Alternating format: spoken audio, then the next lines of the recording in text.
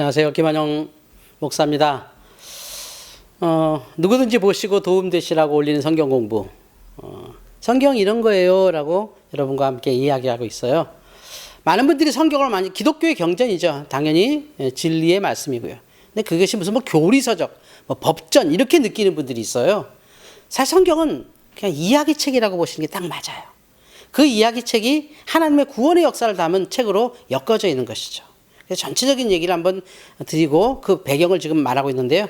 뭐 아직까지는 장님 코끼리 다리 잡는 것 같은 좀 어설픈 얘기겠지만 좀 참고 들어주시면 성경을 읽으시기도 좋을 것이고, 아, 성경이 이런 얘기구나 하는 것까지 다 아시게 될 거예요.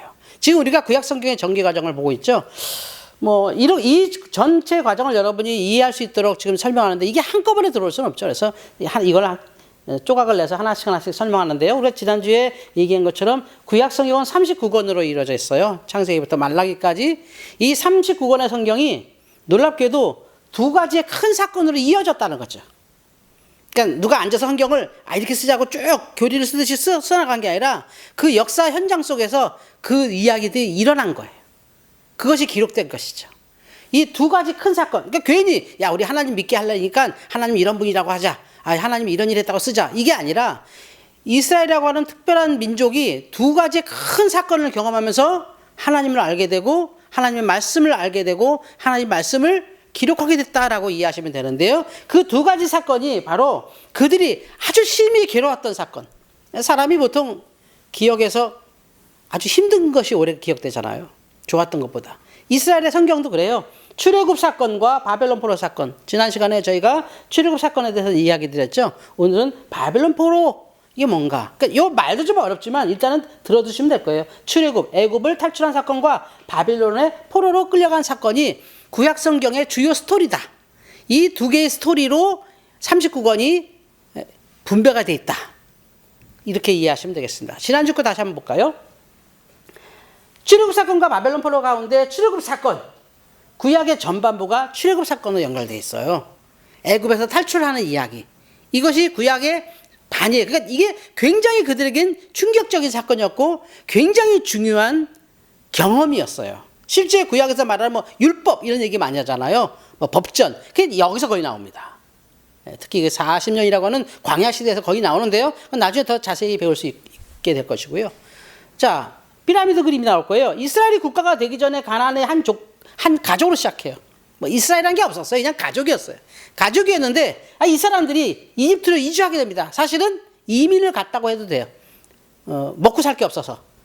먹을 것이 풍부한 이집트로 이민 가죠. 거기서 400년 살다가 노예살이를 해요. 소수민족이니까 그냥 노예살이를 하다가 안 되겠다. 다시 우리 고향 가자 하고 다시 돌아오는 과정을 출애굽이라 그래요. 애굽을 탈출했다. 엑소더스죠. 애굽을 탈출했다. 그래서 출애굽 과정이고요. 여기까지는 여러분에게 설명드렸고, 오늘은 바벨론 포로, 그러니까 구약의 39권을 바치고 있는 두 개의 큰 사건. 첫 번째 출애굽 사건, 두 번째 바벨론 포로 사건입니다. 방금 전에 말씀드렸던 출애굽 사건에 이어서 이스라엘 백성이 또다시 큰 충격적인 사건을 경험하는데, 그것이 바로 바벨론에 그들이 끌려간 바벨론 포로 사건이었다는 거죠. 애굽은 그들이 자발적으로 갔다가 수가 불어나면서 노예가 됐습니다. 바벨론은 잘 살던 이스라엘 백성들이 강제 이주시킨 거예요. 지구상에서 이스라엘 사진이 사라져버린 거죠. 지도가 사라져버린 거예요. 그러니까 굉장히 충격적이죠. 왜냐하면 자기들은 하나님 믿는 민족인데 사라져버린 거예요. 엄청난 충격적인 사건이 그들을 하나님의 말씀으로 돌아가게 했다는 거죠. 그래서 바벨론 포로 사건, 이건 후반부로 이어집니다. 전반부는 출애굽, 후반부는 바벨론 포로인데요. 바벨론 포로 사건이 뭔지 제가 간단한 요약만 좀 해드리겠습니다. 바벨론 포로 사건으로 연결되는 사건은요, 이러한 사건들이 있습니다. 먼저 이스라엘이 국가가 되는 과정이 있습니다.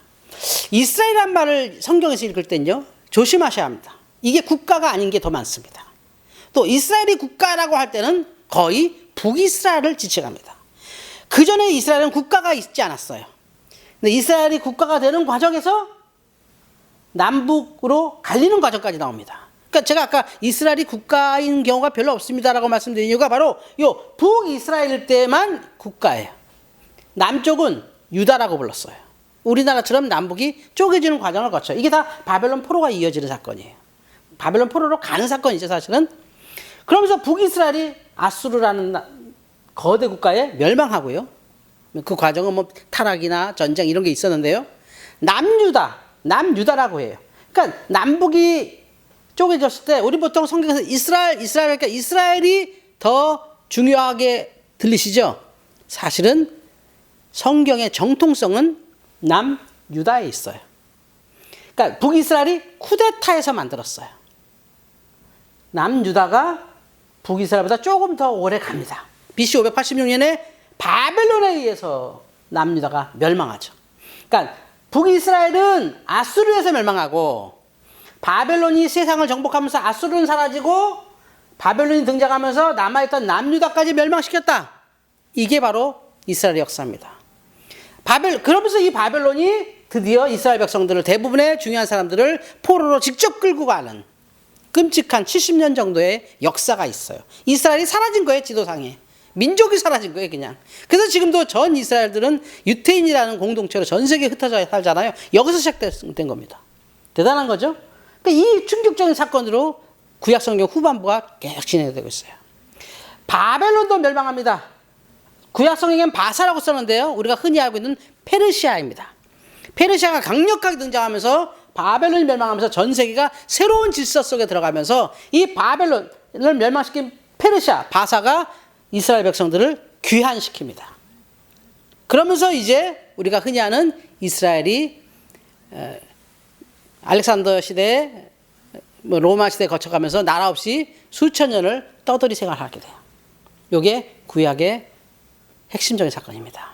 결국 지난주 말씀드렸고 앞에서 잠시 말씀드린 출애굽 사건에 의해서 이 바벨론 포로라는 것이 이스라엘 백성들이 굉장히 충격적으로 받아들이면서 하나님에 대한 이야기를 많이 하면서 여기서 흔히 예언서도 등장하고 뭐 이런 많은 성경의 스토리가 여기서 나오죠. 그래서 이 출애굽 사건과 바벨론 포로 사건을 기준으로 우리가 앞으로 계속 배워야 될 이 이야기가 전개되는 겁니다. 지금 저희는 출애굽 사건이 뭔지 바벨론 포로 사건이 뭔지를 지금 말씀드리는 거죠. 이제 이 두 사건이 대충 뭔지 아셨죠? 이제 여기에 하나씩 시대를 설명하면서 최종적으로 창세기부터 말라기까지 설명할 수 있는 배경이 이제 잡히게 되는 겁니다. 다음 주에는 이 출애굽 사건과 바벨론 포로 사건에 이어서 원역사, 족장사, 광야시대, 가나안 정복시대로 이어지는 쭉 이 역사에 대한 또한 작은 토막토막 스토리를 여러분과 함께 나누려고 합니다. 오늘도 참여해 주셔서 감사합니다. 성경이 재밌어질 때까지 아무나 보시고 올려드린 이 성경 공부였습니다. 감사합니다.